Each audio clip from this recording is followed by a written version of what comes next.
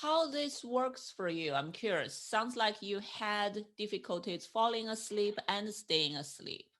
And I noticed in your channel, a lot of the meditation are 15 minutes up to 1 hour or even longer. So do you notice, like, for you, with this imagination, with the stories, and can guide you somewhere so you can fall asleep easier and stay asleep easier? Yeah, I find for me that it works. And I noticed for my listeners, it's funny because most of them will say, I'm so good, they never hear the story. So most people actually fall asleep in the first 10 minutes, which is the guided meditation, and they don't hear the story while they're awake. I'm sure they tune in and out a little because they're in a light sleep at first, but most people keep coming back to hear more of the story. But I knew already in my own research for 2 years of listening how different my dreams were, that I remembered my dreams when I would meditate or have a sleep story, and that I woke up feeling more optimistic and rested, as opposed to nights where I was tossing and turning and worrying instead of imagining, the good things that are in a sleep story. Oh, yes. It sounds like it's not just distract people. It's not just, oh, my mind is racing, let me not think about it. Sounds like it's also has a power to guide people think differently. Yeah, and every story that I have, it's told in the second person. So it becomes a choose your own adventure where you can basically go wherever your imagination wants to go. I leave a lot of freedom for people to do what comforts them. And I also try and connect people to memories in their own life within the story. So memories of being strong, overcoming something, love, just feeling safe, having a companion, especially during COVID. So many people are lonely or isolated. So in the stories, I started introducing companions, pets, or anyone. It's your imagination. So these stories aren't like reading a book, they're kind of like a dream, where in a dream, anything's possible. You can reunite with a loved one who you haven't seen in a long time. And I think for most of my listeners, it's helped them have better dreams and feel connected. Yes, yes. Wow. So that sounds like very cool. You help people relaxed. I know meditation, from meditation point of view, when we treat insomnia in clinical setting, we also incorporate in some kind of relaxation or meditation to help people relax before bedtime, but not really involving a lot of this kind of stories. But the way I really like the way you use this kind of stories to introduce some very important concept to help people um, imagine better and can do different things in their dream. So when they listen to something before bedtime, and then it may show up in their dream. Yeah, and if you think about a lot of us have a bad habit now of scrolling on our phone, Mhm. on social media or the news, and we're absorbing all of these dark things or things beyond our control before sleep. And then people wonder why they're worried, they're restless, they're tossing and turning. I don't think you should scroll at your phone, but for my sleep stories, you do need a phone or some device to listen. But I say tuck it away, don't look at the light, make sure your room is nice and dark so that you can just go on this vacation. I like to tell people that they should treat their bedroom like their sanctuary. It's your special place. And when you go there, it is for rest and these mental vacations. And for people who stress with their sleep, I remind them when you go on vacation, you're not stressing. You're not going to think about world problems. You're not trying to solve anything. You're going on vacation. So every night when you go to bed, that's your vacation. You get one every single night if you want to go on that journey. Wow, that sounds lovely. Every night, it's something to look forward to, right? We all look forward to Yeah. vacation. So every night we can associate sleep with vacation. That's a very enjoyable journey instead of a struggle. Yeah. And I over the um to create stories for Michelle Sanctuary Sunday night. Sunday the night is the night that most people are already getting the concerns of Monday going back to work. And, I know people who dread Sunday starting Friday night, and they're already thinking, oh, I don't want Sunday night to come. I was like that as a kid in school. I remember that, like, I don't want Sunday night. But now with my listeners, they look forward to Sunday night. They know they're going to get a new story and a special treat and a vacation. Oh, that's so cool. So how do you generate all these stories? And I notice you have quite a lot of videos in your channel and very beautiful pictures, and you have very soothing voice in those videos.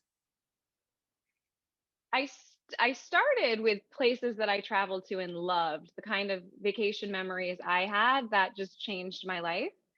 And then during the past year when I'm not traveling, all the places I dreamt of traveling. And then I started experimenting because it is listening to a sleep story is like having a dream. I started doing more surreal things like going into a painting by Monet or for some of my clients, Starry, Starry Night, Van Gogh. Like, how can we go into these other things where we can change form and experiment? I did an under the sea fantasy. What is it like to be a dolphin? Like, I had a listener write to me like, I didn't know all my life I was supposed to be a whale. That's why I'm so unhappy. But just things that are getting us a little summer vacations that are realistic. But I started doing some fantasy too, because some people, even just the realism of this planet is stressful to them. So I travel in time with them, or I take them to the moon, whatever I can to help soothe people. There's Wow. no limitations. That's the beauty of it. The suspension of disbelief is there because we're going into a dream. Yes. Wow. I also noticed you have a lot of followers on your channel. I'm curious. So when your followers, your listeners communicate with you, what they concern the most or what they like the most from your stories, your meditation content? I think what they like the most, a lot of them are people who are managing a lot of things in life and they haven't done anything for themselves. They forgot about self care. And they think worrying and making lists is self-care. They're constantly doing. They're like, I am taking care of things. No, they aren't taking care of themselves and their mental health. I have a lot of people with chronic pain issues um, that have used my stories to help them with that. I've had a lot of drug rehabilitation centers that have used some of the stories and guided meditations to help. One of my favorite emails that I received was someone who had a young girl who was struggling in the facility. She wasn't taking care of herself. She wasn't bathing. She wasn't doing any self-care. And he said, I just want you to listen to two of these. One was a meditation, one a story from Michelle, and just see how you feel next day. And he said by the end of the week, she was asking for soap. She was asking for things to care for herself. And she started seeing a future. Because that's what I try to do in these stories too, is envision your future. It's unwritten. And your dreams are a great place to start imagining what you would like your life to look like. Wow, amazing. I think a lot of people possibly did not realize how powerful our dream could be. It totally Yes. sounds like could be a place that where healing starts. I mean, I'm one of those people, I can remember dreams from when I was 3. Like, I've always been someone who remembered my dreams, and they were always very, very powerful. And I helped use them to figure out what I wanted in my waking life. And I think so many people don't remember their dreams, and I've been trying to help them with that as well. And I notice the stories have allowed people to remember their dreams and have good dreams. Mm. How can you help people to remember their dreams? I am someone often can remember my dreams, but most people don't. And I listen to someone else talking about they want to remember dreams and write down dreams, encourage people to write down dreams. So have you figured out some good methods to help people? I have a lucid dreaming meditation that helps a lot of people that are interested in lucid dreaming. And even if they aren't able to get to that point, they've been more likely to remember their dreams.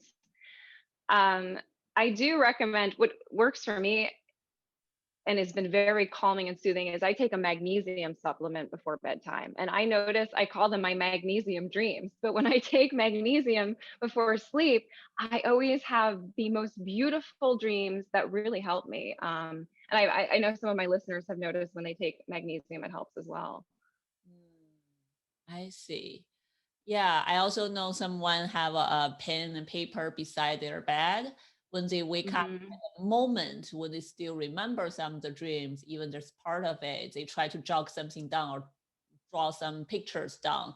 Later, they may remember. I noticed I normally remember my dream the first 5 to 10 minutes when I wake up, Yeah. and then it just gone. Yeah, I do actually. I journal every single morning, usually in Central Park, but I will always start off with my dreams and what I remember, unless I don't want to. Sometimes I don't want to remember them, but for the most part, yeah, it's funny. I had a dream. Sometimes I don't remember when they come up in conversation, but I've been dream journaling since my 20s. So I actually had a boyfriend at one point who thought he'd read my diary, and it wasn't my diary. And I was out of the apartment. It was my dream journal, and he thought I was crazy. So first I was like, "That's private. You shouldn't be reading that." And he was embarrassed, but he also thought he was terrified. He's like, "I don't know what you're writing about." Like, that's my dream journal. That's why. Yeah, that's interesting because I would imagine a lot of people don't know. Some people like to write down their dream, and actually, more and more people I heard are doing that. A lot of people in the mental health field are actually doing that. And even for myself, I feel like many of my dreams have really strong healing powers. If I am thinking of something, I worry about something, I going through something, somehow in my dream it can be very powerfully positive and help me rethink about things and bring very positive light of things for me. And when I rethink about my dreams during the daytime, I find it's very powerfully healing for me. And I don't know whether other people experience the same thing, but to me I feel like it's definitely beneficial a lot of times to review the dream and write down some of those. It's so beneficial. And for me, because I now have this long history, um, whenever I'm going through major changes in my life, I'll go back and read, a year back, my dreams. And it's interesting. It's amazing how telling they are. The answers were there. I was writing them down, and it took a year for me to process the changes that I need to make. But it's such a good guide, especially now with all this transition in the world. People aren't sure what they want anymore or where their future is going. Dreams are going to give insights like so powerfully. Yeah. I also heard last year I start jogging down some components of my dream last year, possibly because COVID, I have more time at home and start focusing more on my own insight, my own health. And I noticed some of my friends are doing similar things. And I heard some people sharing their stories that last year, many people started having very weird, strange dreams, and it make it more fun to write it down. Feels like a fantasy movie. Yeah, I think those dreams might continue for the next year because it's very hard to define a reality when the reality changes so quickly. Yeah, it isn't that interesting when we all stuck at home. Our dreams start going wild and start taking us to very interesting out of box places. Yeah, yeah.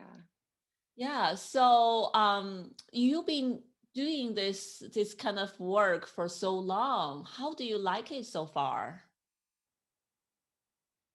I like it because I feel like I'm growing in what I'm doing, and I advise for people all the time now because I've always been a perfectionist, and I would wait to do something when I thought everything was perfect.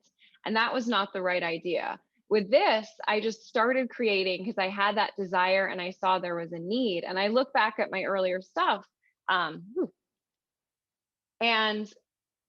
I notice it's not the perfect quality, but it's still connected with people.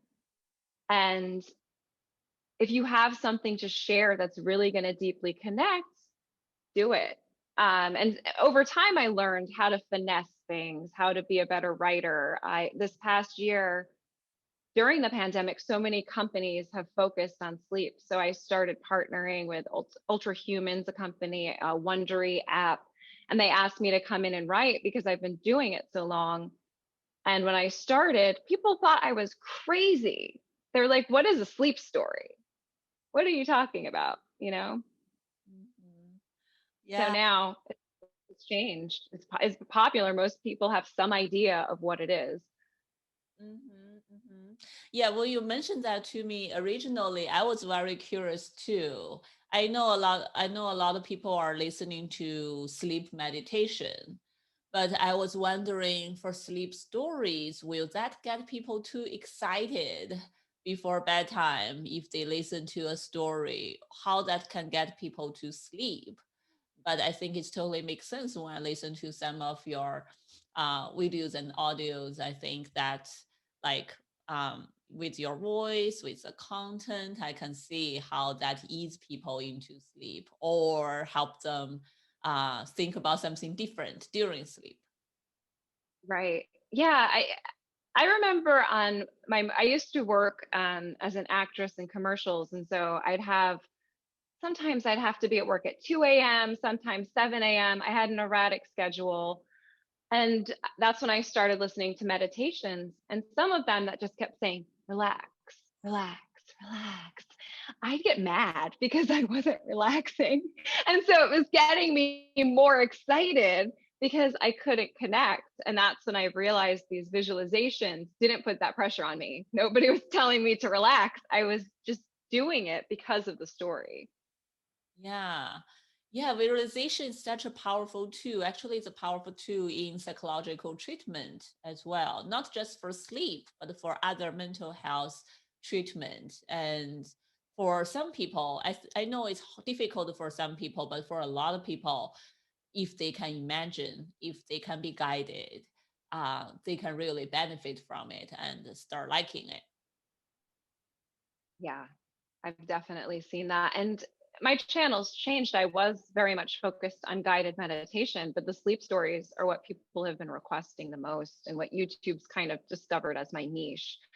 So that's the main focus for me on Sundays. And now I'm starting to do a Monday morning release so people can wake up in the morning and start their day right, because it's the same problem so many of us have. We wake up, we look at our phone, and all of a sudden we take in all the news and all the emails, and all that stress starts our day. Whereas I'm trying to get my listeners to keep that vacation energy and relaxed energy so they can set their intentions for the day and week and not let the world tell them what they have to do or think about. Oh, that's great. That's a great idea. I think I need something like that Monday morning as well. Cool. So now you are collaborating with some companies, and what's the next step you think for your channel? Will you continue doing this work? Yeah, I think I just want to continue to grow, keep the sleep stories as a basis, but I want to explore other things. One of the topics this year my listeners are interested in is manifesting and letting things flow to them and visualize what they want in their life, especially with all this change. A lot of people are leaving careers that they've had. A lot of friends of mine in the medical industry are leaving because they're burnt out. So it's a good time to start to see and imagine the future you want. I'm a huge fan of Albert Einstein, and he understood the imagination's powers. And I think we normalize in our conversation in society worry, anxiety that are all using the imagination.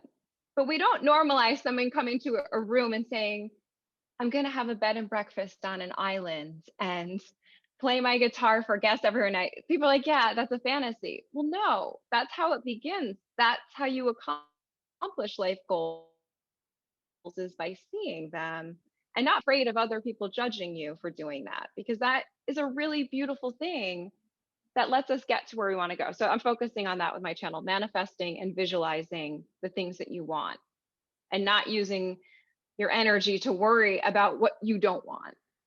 Yes. Oh, I love that manifestation. Manifestation. It's a word I've been noticing a lot last year and this year as well. I heard a lot of people talking about it as well. And even a lot of psychics, tarot readers are also encourage people in order to manifesting what they want, they should try to do more meditation before bedtime or in the morning time. But your way incorporating visualization can be even more powerful, sounds like. And that's bedtime. It's a good time for it. Yeah, I was sharing with my listeners this year. I spent months alone in my New York City apartments writing and in my imagination. And there was a time just before Valentine's Day that I was up writing and I just kept seeing, I'm like, I just wish someone would bring me cheese and flowers for Valentine's Day. I just, and I hate buying toilet paper because everyone keeps running out of toilet paper still. And I was like, I just wish it would come to my door. And I went to sleep and I said, tomorrow I'm going to have to go shopping and I will go buy all the things I want. Well, my doorbell rang and I answered it. And I thought it was for my neighbor because I was still sleeping. It was an early delivery. And so I let the person in, went back to sleep. An hour later, I woke up to walk my dog. And outside my door, there was a stack of toilet paper. There's paper towels, cheese, a bouquet of flowers. Ooh. And I thought it was meant for my neighbor. And then I looked and it was an Amazon. They delivered to the wrong address. So I called Amazon right away and I said, "This isn't my package. What do you want me to do?" They're like, "Oh no, it's yours. Keep it. We already were informed. We sent out another package." So everything I was thinking of that night before and wanted showed up at my door, and it just made me have that I'm like, it's an interesting coincidence, however it played out. But I tell my listeners that like I saw those things, and then I just said, "Bring them to my door," and they were. And I think it's just fun to play with that in your life and your week. Say there's something that you want. As simple as I want to find a pair of jeans that fit perfectly. And then you just walk in a store and there they are. The more you notice these things, the more you can realize that you do have some kind of energetic control over them. Yeah, yeah. I was reading the book Law of Attraction, and they Uh-huh. talk about the power of manifestation. And I find that's very interesting. It's something very different from what I have learned before. But I think, again, it's not like I think a lot of people mentioned, yes, we want something, we work on that, we pursue it, and then it may happen once we put effort in it. So it's we still need the energy to be positive. It's not just about thinking itself and laying on bed doing nothing, but if we think, we have effort, we are really working towards it, and at the same time we're attracting the things we want come towards us as well. So I really like that Yeah. Yeah. And going back to Einstein, he would always talk about, your biggest decision in life is, do you live in a hostile universe or a kind universe? Because you're going to find evidence of both depending on what you're looking for. And I think we've all had those moments, maybe, or know people who just say, I'm cursed. And they keep saying bad things happen to me. And every day they list all the bad things that happen to them. And then it becomes a point where it's just a cycle that they don't get out of. And they just keep confirming what they think the reality is. So I think as much as possible, things are hard now. As much as we can, look for the good, look for the kindness, and attract that in our lives and also spread it. Yeah, great. Look forward to your new contents. Will you put them on your channel still, or you have other plans to put them somewhere else? Yeah, I'm going to put them on my channel. I also work with the app Insight Timer, which is really great for free meditations and sleep. And I'm thinking of offering a course later in the year with them. Great, great. Look forward to it. So, if our listeners are really interested in all the content you are creating, or if they want to know more about your future course, how they can contact you or find all your information? Sure, they can go to michellessanctuary.com. And also, all the content I put on YouTube also is on Spotify podcasts if they want to listen to sleep stories through other outlets like Spotify, Apple Music, any of the main podcast channels, they can also find my meditations. Okay, great. I will put all the information, the links on the show note. Okay, great. Yeah, thank you, Michelle. This is wonderful. I'm so happy to know there are people working on this visualization, sleep stories. I think a lot of people do need that. Yeah, I my goal was just to help one person. I was like, we all know what one night of sleep is like when it's good. It's the best gift. And I thought if I can get one person to have that, that's enough. So I'm very happy it's grown to what it has. Yes, you start from one baby step, and now you realize, wow, it is helping a lot of people. Wonderful. Thank you so much. Yeah, thank you. Okay.